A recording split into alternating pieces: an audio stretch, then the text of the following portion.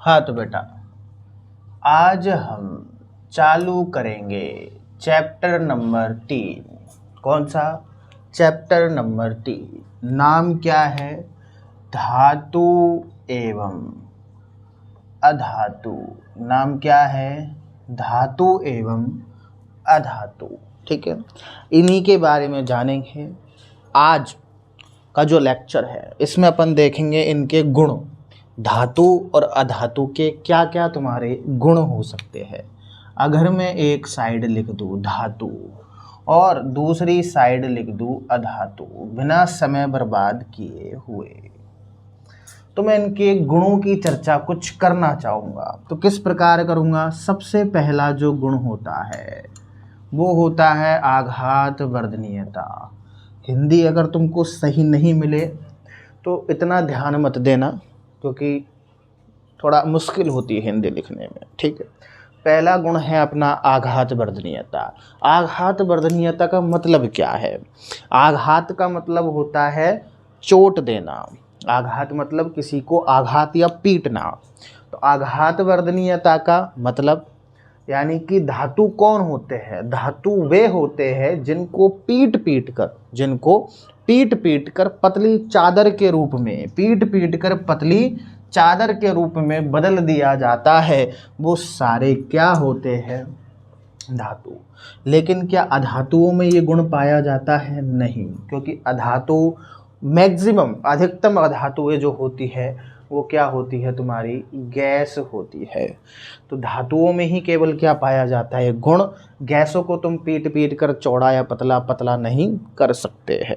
ठीक है, अगर पहला गुण, अगर मैं दूसरे गुण की बात करूं तो दूसरा गुण होता है बेटा तन्यता। कौन सा? तन्यता। तन्यता का गुण क्या कहता है? तन्यता मतलब उसको खींच तान के लंबा कर दिया जाए। तो धातु ऐसे होते हैं जिनको खींच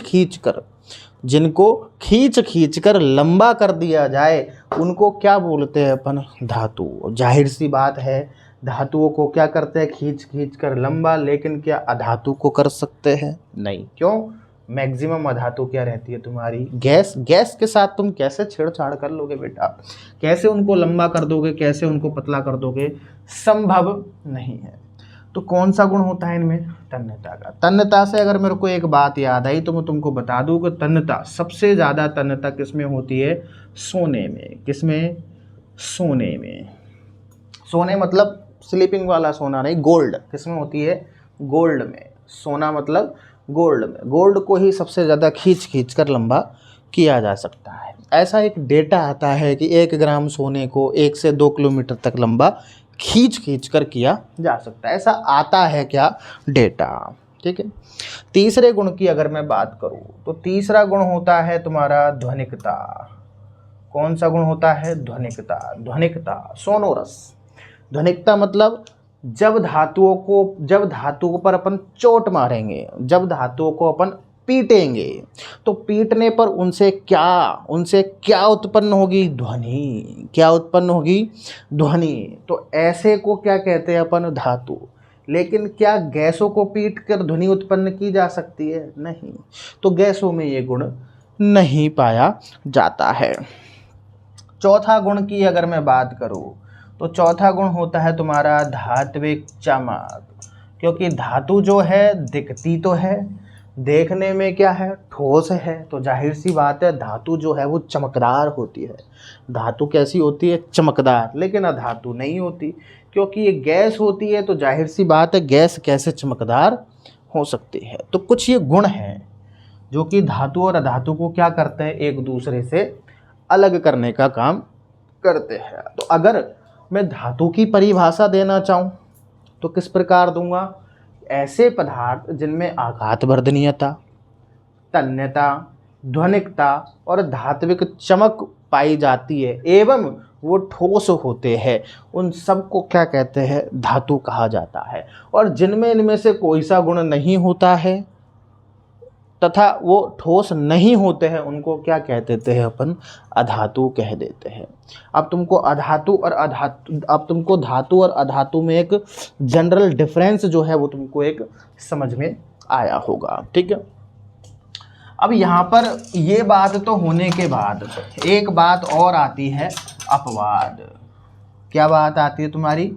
अपवाद। आपके अपवाद थोड़े से है इसके अंदर। सबसे पहले अपवाद की मैं बात करूँगा, जो कि अच्छा है, सब लोग कंफ्यूज होते हैं, भ्रमित होते हैं इसमें। इसका नाम है मरकरी। क्या नाम है बेटा इसका? मरकरी। मरकरी क्या है? मरकरी होने को क्या है बेटा तुम्हारी? धातु। मरकरी क्या है? धातु। लेकिन ये मरकरी कमरे के ताप पर, ये मरकरी कमरे के ताप पर कहाँ, किस अवस्था में पाई जाती है? द्रव अवस्था में। कि साहब हमने तो बोला था कि धातुएं ठोस होती है, ये तो द्रव है। बिल्कुल, इसलिए क्या है तुम्हारा अपवाद है किसके अंदर? धातुओं के अंदर। कई लोग बोल देते हैं कि नहीं, धातुओं का गुण तो मैच ही नहीं खा रहा, तो ये धातु नहीं हो सकती, ये अधातु है। लेकिन वो कहने वाले थोड़े से मेरे हिसाब से गलत है, क्योंकि मरकरी जो है तुम्हारी धातु के अंदर आती है, ये इसको अपवाद के अंदर रखा गया है, क्योंकि मरकरी जो है कमरे के ताप पर द्रव अवस्था में पाई जाती है, जबकि होनी कैसी चाहिए थी तुम्हारी? ये ठोस अवस्था में, अगर ये धातु है तो।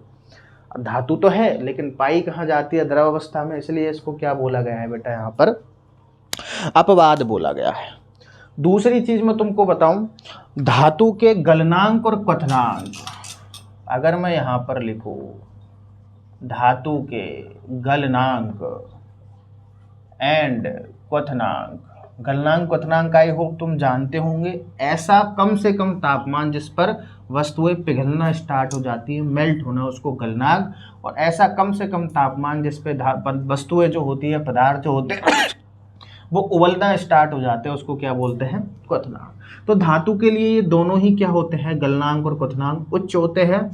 लेकिन अधातु के लिए ये दोनों ही चीजें क्या होती है? बहुत ही निम्न होती है। अधातु के लिए क्या होती है? निम्न होती है।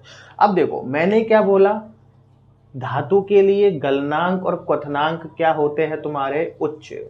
धातु के लिए गलनांक और क्वथनांक दोनों क्या होते हैं तुम्हारे? उच्च। लेकिन यहाँ पर क्या है? एक अपवाद है। अपवाद नंबर 2 गैलियम। अपवाद number 2 gallium and caesium. Gallium and caesium ये दोनों धातु है, ये दोनों धातु है। धातु होने के बावजूद भी, धातु होने के बावजूद भी इनका गलनांक व क्वथनांक, इनका गलनांक व क्वथनांक उच्च होना चाहिए था, लेकिन इनका गलनांक और क्वथनांक क्या होता है तुम्हारा? निम्न होता है। इसीलिए इनको किसकी कैटेगरी में रखा गया है बेटा? अपवाद की कैटेगरी में रखा गया है। ठीक है। अब धातु जो होती है चमकीली हुआ करती थी धात्विक चमक के कारण, और अधातुएं जो होती थी वो चमकीली नहीं हुआ करती थी। लेकिन यहाँ एक अपवाद है किसका? अधातु का। तीसरा अपवाद अधातु का, आयोडीन। क्या है? आयोडीन।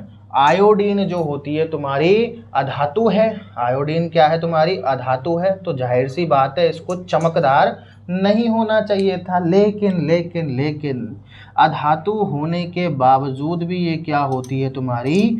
चमकदार होती है। अधातु होने के बावजूद भी तुम्हारी चमकदार होती है। बात आई समझ में? ये तुम्हारे बात समझ में आई? ठीक है। अब तुमको एक चीज और मैं बताता हूँ। धातु और अधातु में एक डिफरेंस और था। वो क्या था? कि जो धातुएं होती है वो ऊष्मा एवं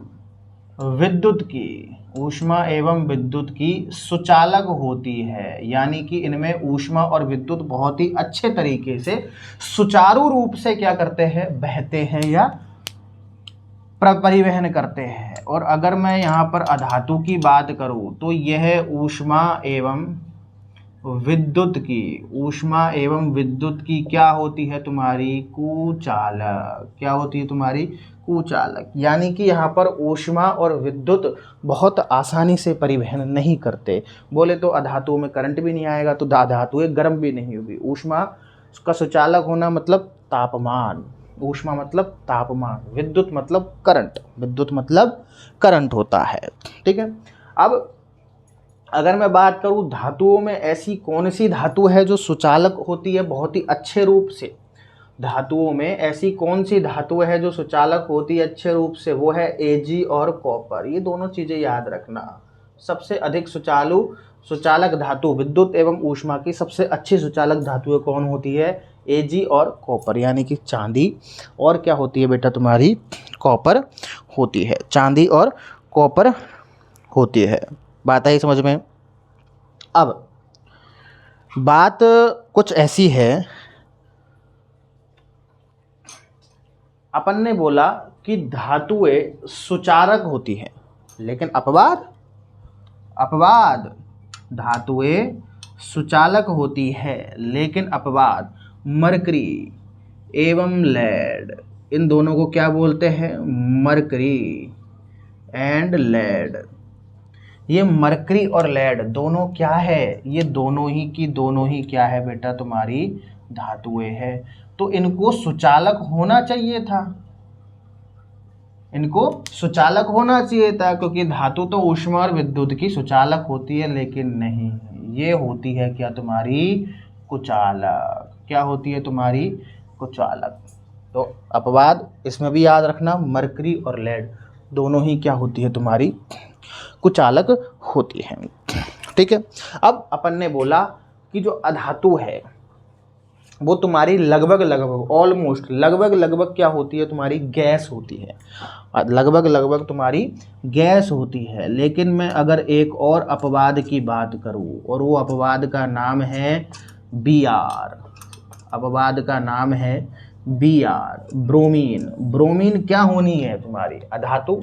तो होना क्या चाहिए था ब्रोमीन को, गैस, जाहिर सी बात है, क्योंकि अधिकतम अधातु कैसी होती है, गैस। लेकिन नहीं, ये किस अवस्था में पाई जाती है तुम्हारी द्रव अवस्था में पाई जाती है। तो ये सारे अधातु और अधातु के डिफरेंस, उनके बीच में अंतर था और उनके कुछ अपवाद है जो मैंने आपके सामने रखे हैं।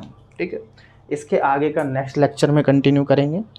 छोटी वीडियोस है 8-8, 9-9 मिनट, 10-10, 12-12 मिनट की, उन्हीं के अंदर धीरे धीरे अपन चैप्टर्स को कवर कर लेंगे ताकि देखने में अपन को जोर ना आवे। ठीक है। तो इसको देख लेना अपन हैंड टू हैंड, पॉज कर करके लिख भी लेना, मैं हैंड टू हैंड मिटा रहा हूँ, ऐसा कोई इशू नहीं है। ठीक है। Tata bye bye.